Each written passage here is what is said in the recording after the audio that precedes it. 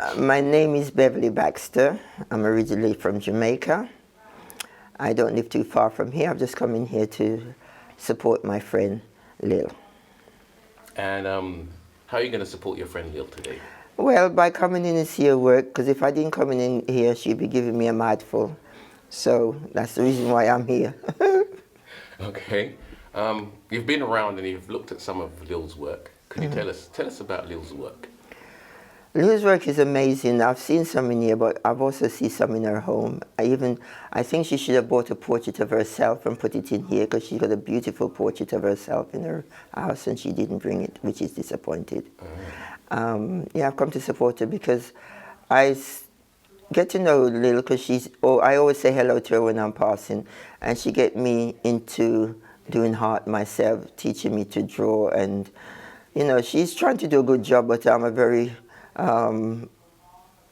disobedient pupil. Well, they say they make the best of disobedient ones because they turn art on its head and do things they're not supposed to do. So maybe that's a good thing. Well, so far, there's a few good things come out of it so far, so it could be possible. Okay. Yeah. Is there any piece of art that you've seen that Lil's done on the wall that has really touched you today in this exhibition? Yeah, well, really, my favorite thing, I've not seen what she's done, but she's done three things over there. Jacob Ladder, and, because I was with her when she was doing that. Can we go over there and we'll talk about it? Yeah. All right, come. No, my view of it, as I says, Jacob Ladder, it has really fascinated me, and as she says, what she's putting in all this picture, because each of it tell a different story. Because if you look at the ladder, this Jacob Ladder, it looked like this. I could say this, it could be fire coming from the bottom, and this could be just birds just hovering about, and as you've got the angel thinking. And to me, the angel could be thinking, what the hell is going on? You know what I mean? Could be thinking, could be thinking anything. And the serpent, temptation. Well, really what really fascinates me about Lily is about her family. Where she's dedicated this part to her family and her dad.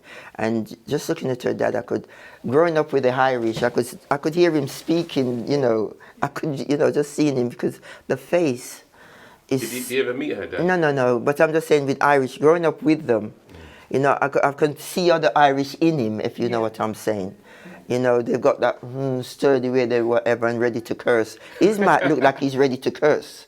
Trust me, I'm not being funny. But, so this part, I think, is really, warm-hearted. Yeah.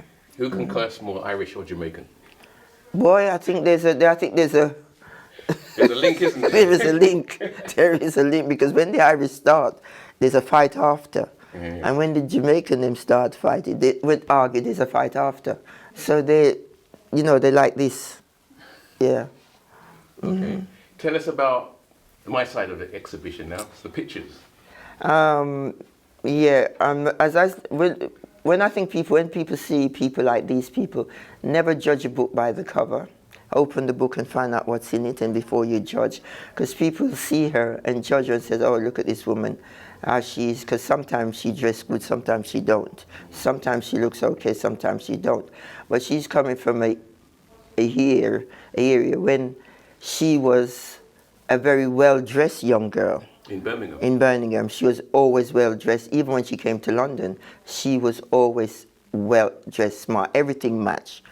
From the clothes to the shoes to the handbag, everything is matched. And for me to see her day after day looking like this, it really breaks my heart. Her story is her children's dad took away her children. And from he took away her children, she had a nervous breakdown.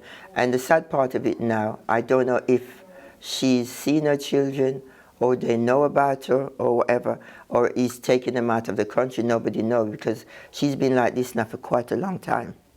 It's years, it's more than 10 years she's been like this. It's more like 20 years she's been like this.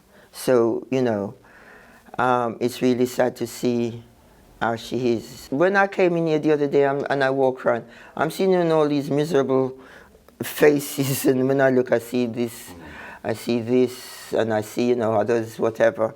And I think, whoever took this picture You know, why is it always our people that get the bad press and things like that, until you took me around the corner and you showed me.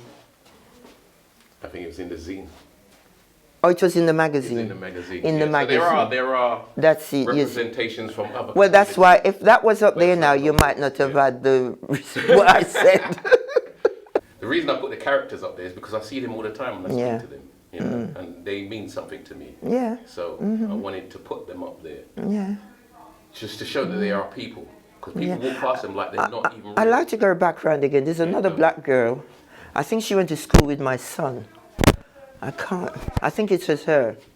I think she went to school with my son. Oh. And, yeah. And one Sunday I was going to church, and I went to the cash point to draw some money, and my car dropped, and I didn't know. Yeah. You know, I only saw her walking down. Usually she asks and we help her out, because my son went to school with her. And my car dropped, and I'm going across the light right again, Nationwide. And I'm across her, and she's going, hoi, hoi, hoi, hoi. And I'm going, oh, please don't tell me. She went, look, whatever and so forth. I just took a 5 out of my purse and says, here you are, you know, because that's all I, you know, and things like that. So sometimes when you see these people and you're good to them, you don't know when you're going to need them.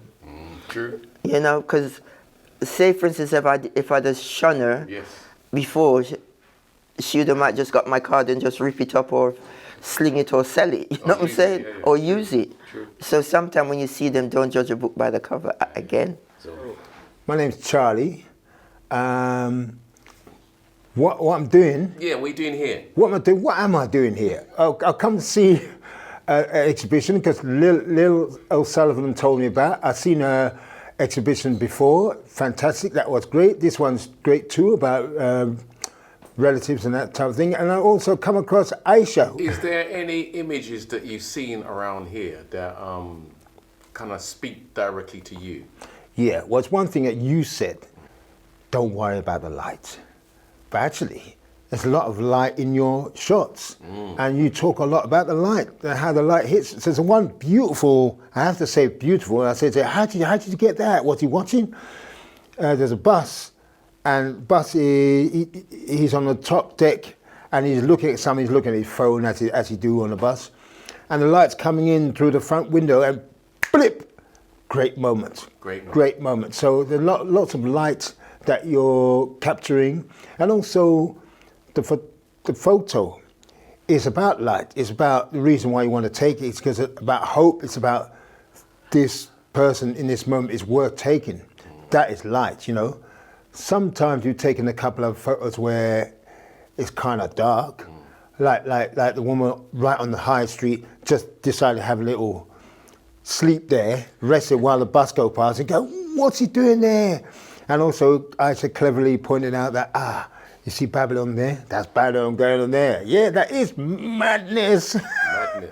So, yeah, each photos, as Lil was saying, is very much about story, and you come up with a story, so that's good. I like the way they're arranged as well, the photographs, and also, of course, the bench, you know. I recognize bench straight away, you know, and that bench, that area is, when you get off there or you see people there, it seems like a magnet, or maybe it's got some light about it. Maybe it's got some light about this is where we stay, and this some type of comfort zone just before you enter Brixton proper, where we have comfort, we have solace, we have some place to rest and stay, that you could be all right, you could be yourself, you know, you can rest and you do what you have to do, you know. Some people are drinking, some people are just contemplating, some people are just them, you know. So yeah, powerful pieces, they're powerful.